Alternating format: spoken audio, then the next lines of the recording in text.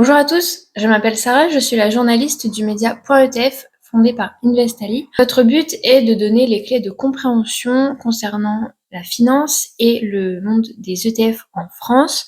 Si vous ne savez pas ce qu'est un ETF, je vous invite à commencer par écouter l'épisode intitulé Qu'est-ce qu'un ETF tout simplement et après à revenir vers nous. Vous connaissez sûrement déjà la distinction entre un profil audacieux et un profil prudent, mais on peut également penser aux explorateurs ou encore aux chasseurs de dividendes. L'AMF avait dressé 4 portraits des néo-investisseurs. Il les appelle les néophytes, les non-informés, les dynamiques et les consciencieux. Alors pour les non-informés, c'est assez clair. Ce sont les personnes qui vont se lancer la tête la première dès qu'ils ont entendu quelques conseils à droite, à gauche, que ce soit par des proches ou plus par des influenceurs sur les réseaux sociaux, etc. Qui sont évidemment très positifs. On vous promet de gagner 3000 euros en une semaine, en 2 jours, des choses de cet ordre-là. Mais si une offre est trop alléchante, bien souvent, c'est une arnaque. Donc faites attention. Il est important évidemment de se renseigner avant d'investir, que ce soit déjà se renseigner sur vous, votre profil à vous, quels sont vos objectifs en réalité, parce que peut-être vous n'y avez pas assez pensé et donc vous ne pouvez pas mettre ce qu'il est nécessaire de mettre en place en action. Et vous pouvez aussi vous tourner vers des personnes qui ne sont peut-être pas les bonnes personnes parce qu'ils n'ont pas d'accréditation, ils n'ont pas de diplôme dans le domaine qui nous intéresse. Ici, la finance, c'est quand même quelque chose de sensible. On parle d'argent, il y a des possibilités de perte de capital, il faut faire attention à qui on s'adresse. Donc n'allez pas vous retrouver dans une pyramide de Ponzi bêtement.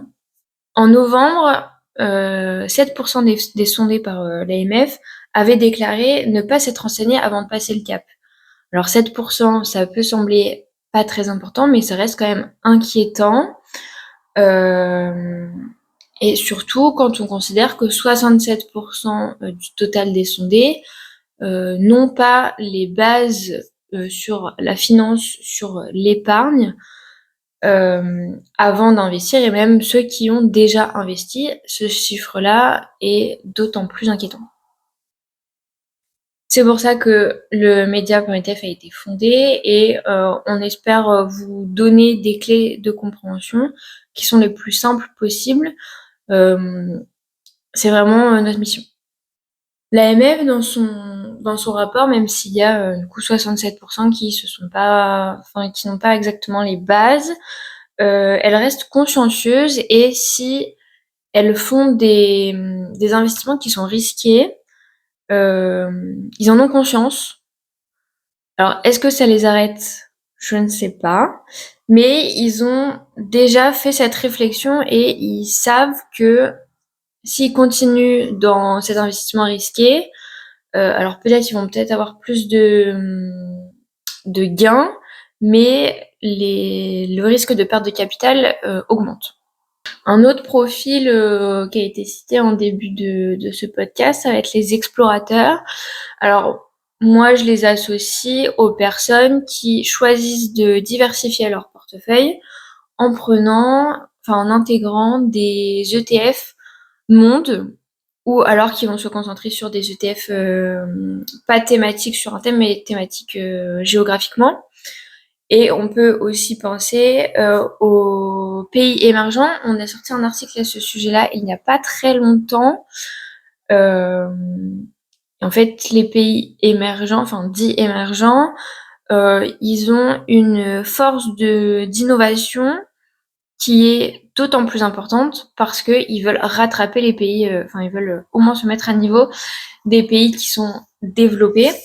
Et donc, ils mettent tout en œuvre pour être des concurrents sérieux sur certains sujets en innovation. Mais l'innovation, ça concerne à peu près tous les domaines au final. Donc, il n'y a pas de jaloux. Le chasseur de dividendes, lui, il recherche des revenus réguliers avec un investissement passif. Donc il va sûrement pas se tourner vers les ETF actifs, même si c'est la grande tendance 2024. Il va sûrement se tourner vers des ETF obligataires qui investissent donc pas en actions mais en obligations. Une obligation, c'est un titre de créance qui est émis soit par une entreprise, soit par un État. Et en gros, pour vous vulgariser au maximum, l'État ou l'entreprise dans laquelle vous investissez vous fait un prêt, et à la fin du prêt, quand le prêt arrive à maturité, disons par exemple l'obligation arrive à maturité en 2028, ça veut dire qu'en 2028, vous récupérez la somme que vous avez investie, plus au fur et à mesure des années, vous avez les dividendes, qui est un pourcentage qui a été fixé dès le début où vous avez investi, et ce pourcentage ne changera pas. Donc c'est vraiment gagnant.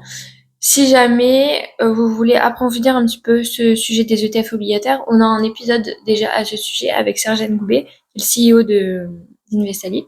Donc je vous laisse aller l'écouter aussi. Je peux pas ne pas vous parler de crypto parce que c'est un investissement qui prend de plus en plus de place.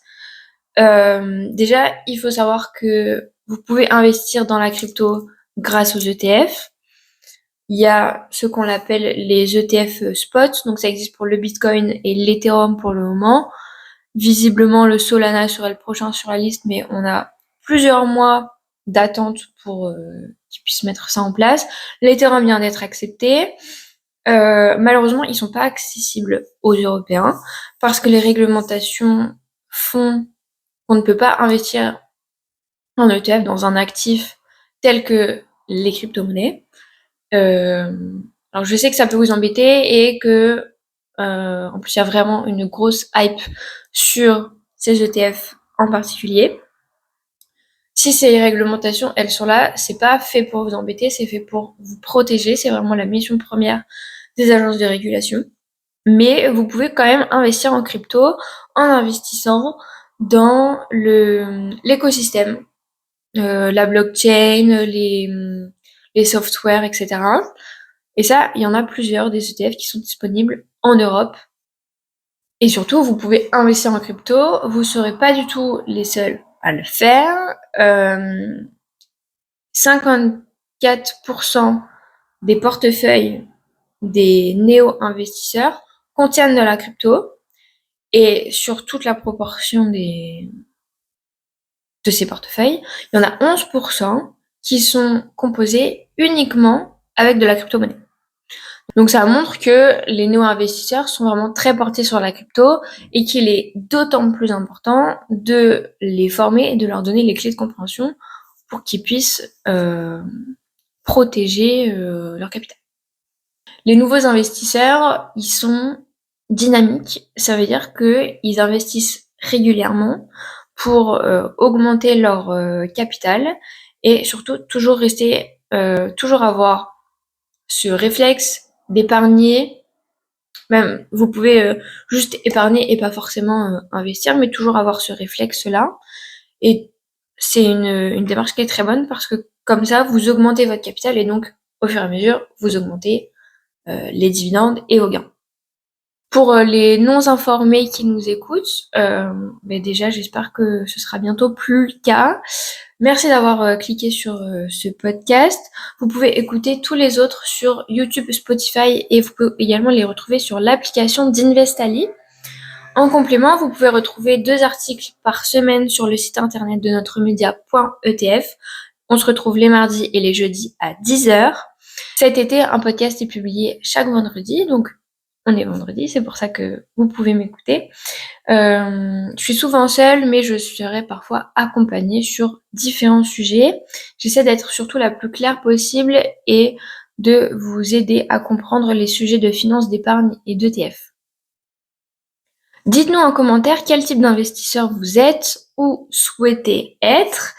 N'oubliez pas que, comme pour toute discipline, il existe des professionnels qui sont là pour vous aider. Vous pouvez retrouver les CGP sur l'application Investali dans l'onglet dédié et vous pouvez prendre rendez-vous en quelques clics. J'espère que cet épisode vous a plu, vous a éclairé et on se retrouve vendredi prochain pour un nouvel épisode. Au revoir.